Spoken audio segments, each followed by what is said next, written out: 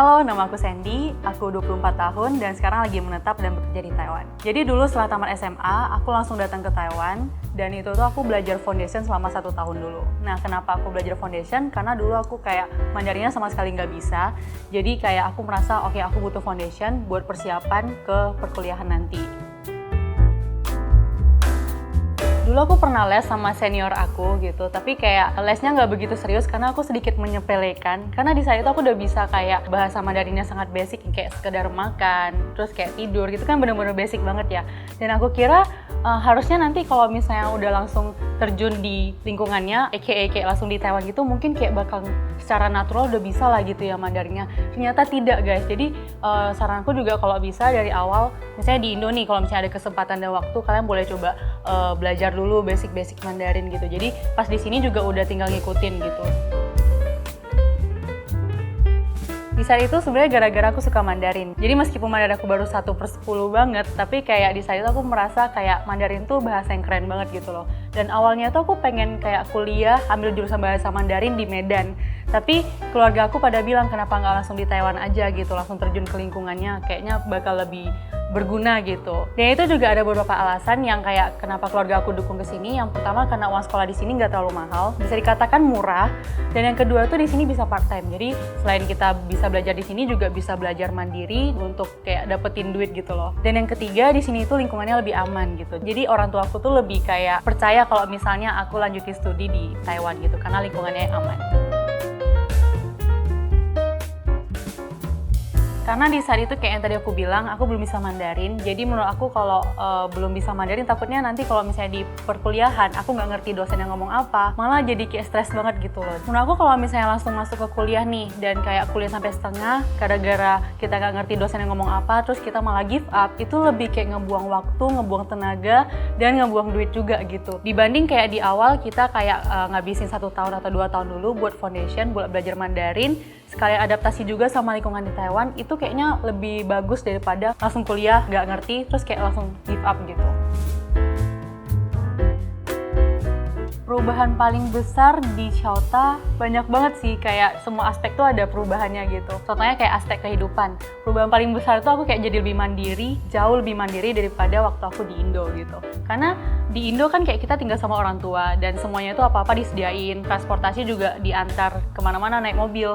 Nah kalau di sini tuh kayak permasalahan hidup dari besar sampai kecil tuh kita harus urus sendiri gitu loh. Nggak peduli itu urusan administratif atau urusan kehidupan pribadi, itu semua harus kita urus sendiri, kayak cuci baju sendiri dan lain-lain gitu. Kalau aspek Mandarin, aku setelah foundation 6 bulan di sini, aku udah mulai bisa conversation pakai bahasa Mandarin. Waktu 6 bulan ini termasuk singkat, tapi ini juga berhasil karena effort aku yang aku lebihin gitu. Di Chota sebenarnya setelah aku sampai di sini, aku lihat teman-teman banyak banget yang kayak sepelein foundation karena mereka beranggapan oh ini cuma sekolah foundation doang, nggak bakal pengaruh ke jenjang pendidikan atau apapun gitu.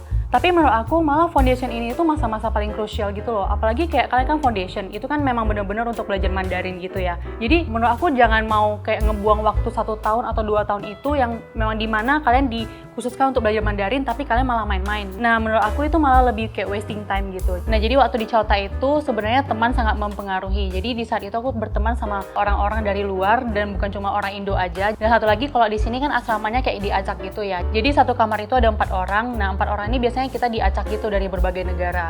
Nah di situ kita mau nggak mau dipaksa harus kayak ngomong Mandarin gitu loh. Jadi itu juga sangat membantu. Dan poin kedua, aku sama di Chota juga rajin banget belajar. Karena aku merasa kayak 1 tahun ini kan emang udah dikhususin untuk belajar Mandarin. Jadi aku nggak mau buang kesempatan dan waktu itu gitu. Jadi aku rajin banget belajar. Yang kayak setiap weekend aku bentuk kayak tim belajar gitu. Jadi aku minta tolong sama teman-teman dari berbagai negara yang kayak Mandarinnya bagus. Aku minta tolong mereka ajarin aku gitu. Dan selain aku giat belajar, guru-guru di sini juga membantu banget. Biasanya kalau misalnya aku nggak paham, aku langsung kayak maju ke depan tanya laosennya gitu. Karena gurunya kan ngajarin orang luar gitu ya, kayak kita gini. Jadi dia kayak lebih care gitu. Jadi dia bakal ngejelasin sejelas mungkin buat orang luar gitu. Jadi sangat membantu. Dan yang ketiga, selama di Chota juga selain belajar dan belajar, aku juga jalan-jalan gitu di Taiwan. Nah, jadi dari jalan-jalan itu sebenarnya kayak juga bisa belajar Mandarin karena dengan kita melihat dunia luar, kita juga bisa langsung masuk ke lingkungannya gitu loh. Dan kalau misalnya belanja kan kita juga mesti ngomong Mandarin atau ngomong sama petugas-petugas lainnya gitu. Jadi di sana juga secara nggak langsung nge-push kemampuan Mandarin aku juga. Dulu aku pernah kayak daftar scholarship gitu di sini, dan itu tuh kayak scholarship dari salah satu pengusaha di Indo. Jadi dia kayak kasih beasiswa buat siswa Indonesia yang di Chota gitu. Dan di saat itu kualifikasinya kalau nggak salah nilainya harus di atas 80. Dan di saat itu nggak tahu gimana kayak nilaiku bener-bener di atas 80, jadi aku berhasil dapatin beasiswanya. Saran aku buat kalian, mending foundation dulu 1-2 tahun di Chota daripada langsung ke uni. Karena kehidupan di Taiwan sama di Indo tuh bener-bener beda ya, apalagi dalam hal bahasa. Mandarin sama bahasa Indonesia itu bener-bener bahasa yang kayak beda banget. Apalagi buat kalian yang basicnya masih nol banget, di Chota itu ada menyediakan kelas untuk pengenalan dasar. Jadi di kelas itu kalian bakal diajarin Mandarin dari basic banget, dari kehidupan sehari-hari juga. Nah setelah tamat dari kelas itu, kalian bisa langsung ke kelas lanjutan. Nah kelas lanjutan ini ada dibagi 3 jurusan, jadi kayak ada IPA, IPS, atau teknik gitu. Nah ini tuh ibaratnya lebih kayak SMA di Taiwan gitu ya. Jadi kayak kalian merasakan gimana sih cara belajar di Taiwan itu, SMA di Taiwan gitu, yang kayak semuanya diajarin pakai Mandarin. Nah di luar dari itu juga menurut aku kalau misalnya kalian foundation dulu, kalian juga bisa sambil beradaptasi sama lingkungan di Taiwan. Jadi misalnya kalian kan belum tahu nih mau kuliah di mana, mau jurusan apa gitu kan. Jadi menurutku selama foundation ini itu juga bisa jadi waktu kalian buat kayak benar-benar mikir langkah selanjutnya itu mau kemana gitu. Dan satu lagi, di Chota itu ada semacam bimbingan gitu yang bakal ngebantu kalian buat preparation ke universitas. Jadi nanti guru-gurunya bakal ngenalin ke kalian universitas-universitas yang ada di Taiwan, dan juga kasih kalian saran jurusan apa yang bagus, terus universitas apa yang bagus. Dan dengan adanya bimbingan ini, kalian bakal lebih ada gambaran dan lebih mantap lagi dalam membuat keputusan. Nah selanjutnya di Chota ini kan sekolah foundation ya, jadi banyak student dari berbagai negara gitu yang sekolah di sini gitu.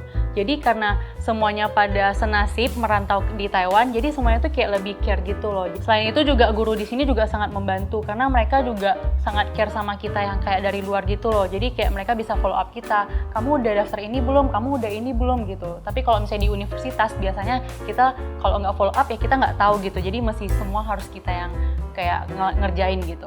Jadi hari ini aku sharing berdasarkan pengalaman aku, yang berhasil di aku belum tentu berhasil di kalian juga. Jadi aku saranin buat kalian kayak pikir baik-baik dulu yang mana yang paling cocok sama kalian, dan keputusan terakhir semua ada di tangan kalian.